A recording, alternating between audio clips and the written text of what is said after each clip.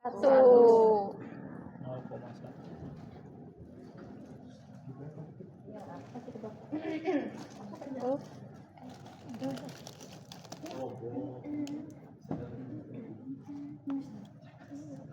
Nah, 0,1 ya nih kurang lebih segini berarti. Sekarang kalau pakai sepet 1 cc berarti ngambilnya berapa? 0,1. Ya, kalau ini udah ada tulisannya ya. 0,1, 0,2, 0,3. Sekarang kalau sepet 5 cc berapa strip? Apa? Ya lihat dulu setripannya kan biar. Biarin biar dikasih lope.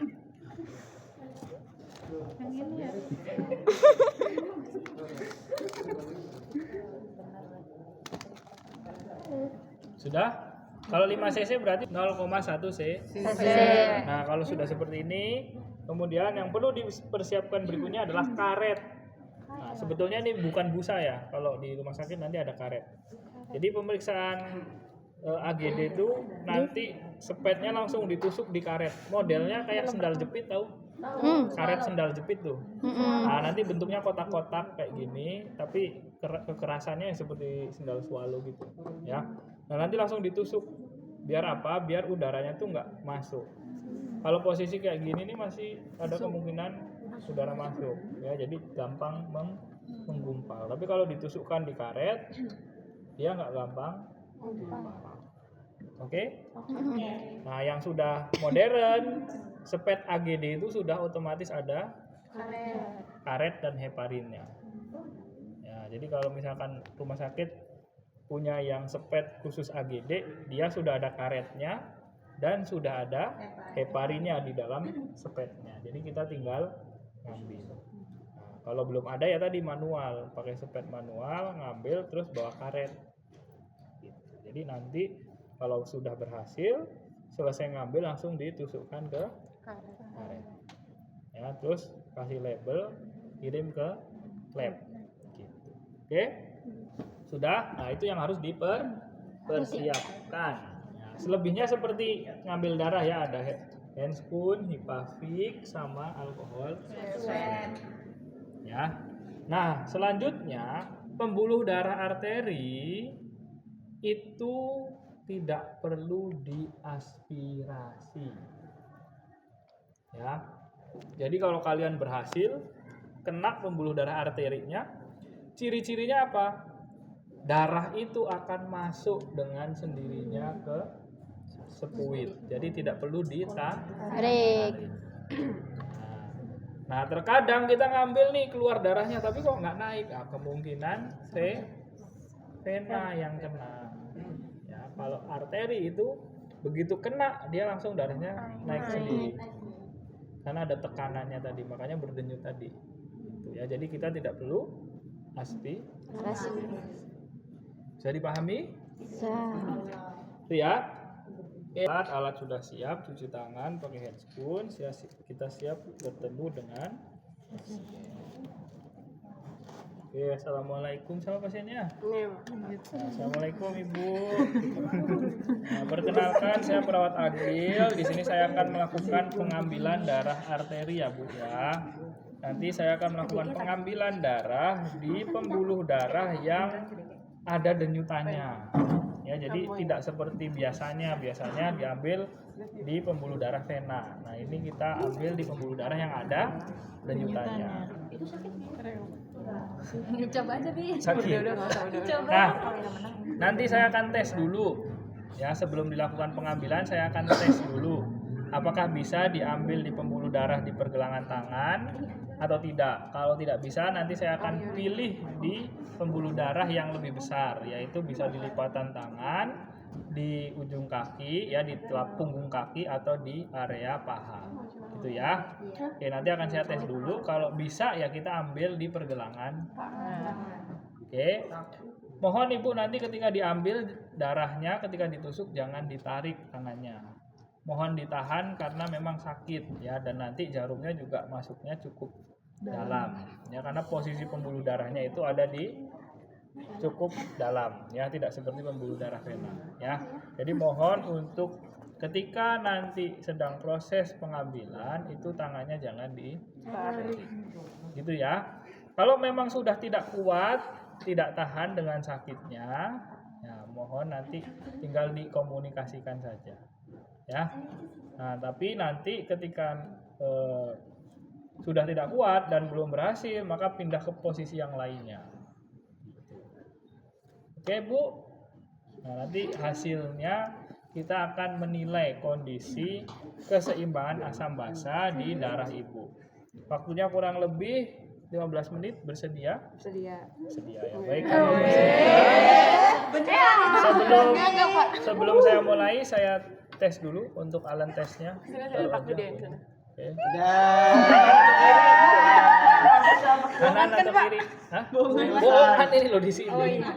Kanan atau kiri? Kanan. Drek gitu. Nah, pertama kita cari ya denyutannya. Oke.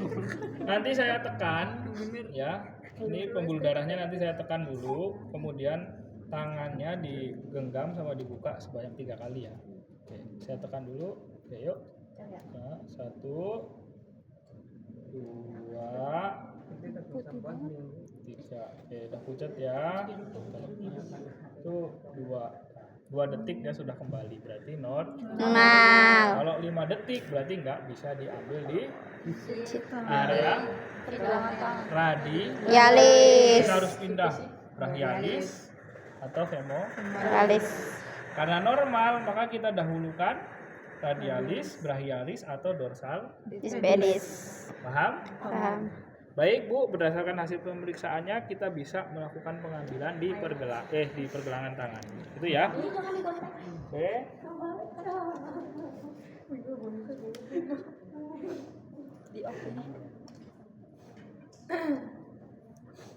Itu maksudnya banyak bacanya gimana? Oke. Perhatikan ya. Pertama yang kita lakukan adalah cek ulang nadinya. Silahkan cek pakai 2 jari. Cek ulang nadinya pakai 2 jari. Perhatikan, ketika kita sudah merasakan baik itu telunjuk ataupun jari tengah, oke, kedua-duanya ini sudah merasakan denyutannya, maka silahkan posisi telunjuk itu mencari denyutan yang paling kuat. Telunjuk mencari denyutan yang paling Kuat. Nah, kalau sudah ketemu denyutan yang paling kuat, nah ini juga jari tengah harus merasakan ada denyutan. Nah, nanti silahkan yang diangkat adalah jari telunjuk. Jari telunjuknya diangkat.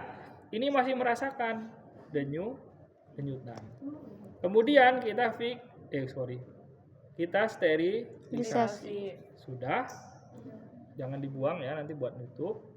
Kemudian kita ambil sepuit. Pegang sepuit seperti pegang pensil atau pulpen ya. Posisi tusukan berapa? 45 sampai 90 ya, 45 sampai 90. Oke, sudah? Oke, perhatikan. Jadi ini masih kerasa ya. Nah, ini tadi yang denyutan terkuat. Nah, untuk pengambilan darah arteri itu memang kita pakainya feeling. Ya, makanya jari tengah ini jangan sampai lepas. Jadi buat perkiraan kita nanti nusuknya di mana. Ya. Oke, kemudian posisi kurang lebih 45 sampai 90. Kemudian kita tusukkan tadi di denyutan yang paling kuat. Nah, kita tusuk. Nah, ini cukup dalam ya. Sudah? Nah, otomatis kalau kena maka akan naik sendiri darah itu. Tidak perlu dilakukan aspirasi. Dia akan naik sendiri, ngedorong sendiri. Naik berarti cabut langsung nggak? Nah, kalau belum kena, biasanya kalau belum kena ya kita harus cari. Nah, makanya ini jangan sampai lepas. Nah, harus harus tarik dulu, terus coba digeser. Jadi aku mau sini siapa yang mau? Oke. So, pokoknya memang kita pakainya feeling karena nggak kelihatan. Ya, makanya tadi tentukan denyutan yang terkuat, itulah yang nanti dilakukan penusukan. Jari yang tengah ini jangan sampai lepas buat perkiraan kita nusuknya itu di sebelah mana. Itu ya. Kalau sudah ya berhasil, maka segera siapkan alkohol. Oke. Kemudian kalau sudah ambil, tekan. Nah, cabut aja. Nah, itunya nggak dikaret. Nah, oh ya, sorry. Ini harusnya langsung ditusuk karet. Sudah.